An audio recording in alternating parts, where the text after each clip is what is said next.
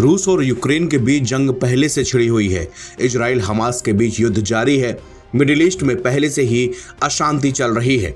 इन सब के बाद अब पाकिस्तान और अफगानिस्तान के बीच युद्ध छिड़ सकता है।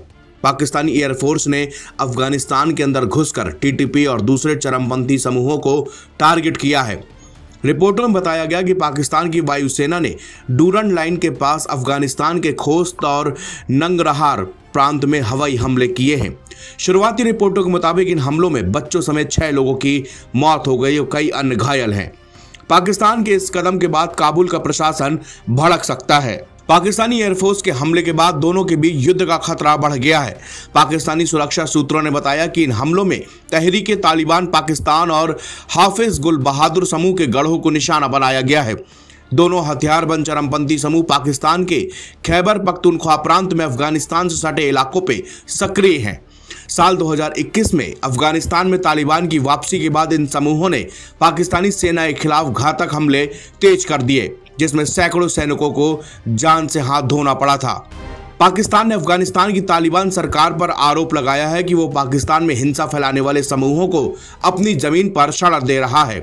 पाकिस्तान का यह भी कहना है कि अफगानिस्तान में भारतीय एजेंसियां सक्रिय हैं।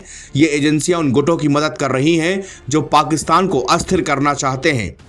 हाल ही में अफगानिस्तान के कार्यवाहक विदेश मंत्री के साथ पाकिस्तानी विदेश मंत्री शाख डार की मुलाकात हुई थी। इसमें यह मुद्दा भी उठाया गया था।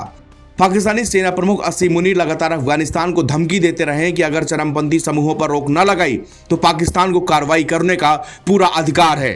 तालिबान ने पाकिस्तान के इन आरोपों को सिरे से खारिज किया है और कहा कि वह किसी दूसरे देश में हस्तक्षेप नहीं करता है। इसके साथ ही उसने पाकिस्तान को तालिबान के आंतरिक मामलों में दखल न देने की चेतावनी भी दी है। इसी बीच पाकिस्तान में तालिबान विरोधी अफगान समूहों की बैठक होने जा रही है, जिससे पाकिस्तानी सेना की खुफिया एजेंसी ISI आयोजित कर रही है, जिससे दोनों देशों के बीच तनाव और भी ज्यादा बढ़ गया है। इससे पहले 24 दिसंबर 2024 की आधी रात पख्तीका के बरमल जिले में पाकिस्तानी हवाई हमले में 46 लोग मारे गए थे। इसमें से ज्यादातर महिलाएं और बच्चे थे। बरमल जिला दक्षिणी वजीरिस्तान के वाना और रजमक इलाकों के पास में है। तालिबान अधिकारियों के मुताबिक हमले में वजीरिस्तान के शरणार्थियों को निशाना बनाया गया। तालिबान के प्रवक्ता जमीरुल्लाह मुजाहिद ने समाचार एजेंसी AFP को बताया था कि पख्तीका प्रांत के 4 इलाकों को निशाना बनाया गया है।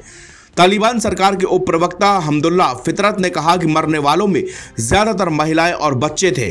उन्होंने कहा कि ये बड़े अफसोस की बात है, कल रात पख्तीका प्रांत के बरमल जिले में 4 जगहों पर बमबारी की गई, जिसमें 46 लोग मर गए। पाकिस्तान की आर्मी और सरकार के लिए तहरीके तालिबान पाकिस्तान यानी कि TTP बड़ी चुनौती बना हुआ है। इस साल के पहले 6 महीनों में TTP ने 1000 से ज्यादा हमलों की जिम्मेदारी ली है। इनमें से 300 से ज्यादा हमले सिर्फ जुलाई महीने में हुए हैं। पाकिस्तान ने TTP को आतंकी गुट के तौर पर पेश करते हुए घेरने की कोशिश की है, लेकिन इसका तोड़ निकालते हुए उसने अपनी कार्यशैली में बदलाव किया। इससे TTP के अलग पश्तून राष्ट्र की मांग को समर्थन बढ़ा और पाकिस्तान के टूटने की संभावना भी ज्यादा बढ़ गई है। TTP 2007 में पाकिस्तान के कबायली इलाकों में उग्रवादी गुटों के गठबंधन से उभरा है। इसमें कट्टर इस्लामी विचारधारा को अलकायदा और अफगान तालिबान के गठबंधन के साथ जोड़ दिया। यह तेजी से पाकिस्तान के सबसे घातक विद्रोही समूहों में से एक बन चुका है। अपने अभियान को रक्षात्मक जिहाद के रूप में ढालते हुए TTP ने इस्लामी लक्ष्यों को समाहित करके और सुरक्षा बलों को नागरिकों और अल्पसंख्यकों पर हमले तेज कर दिए हैं। पाकिस्तानी सेना के 2014 के सैन्य अभियानों, अमेरिकी ड्रोन हमलों और आंतरिक विभाजन ने समूह को गंभीर रूप से कमजोर कर दिया था। इससे 2018 तक इसके हमले बेहद कम हो गए थे। 2019 की शुरुआत में TTP का पुनरुत्थान हुआ और 2021 के बाद इसमें बहुत तेजी से बढ़ोतरी हुई। नवभारत टाइम्स की रिपोर्ट।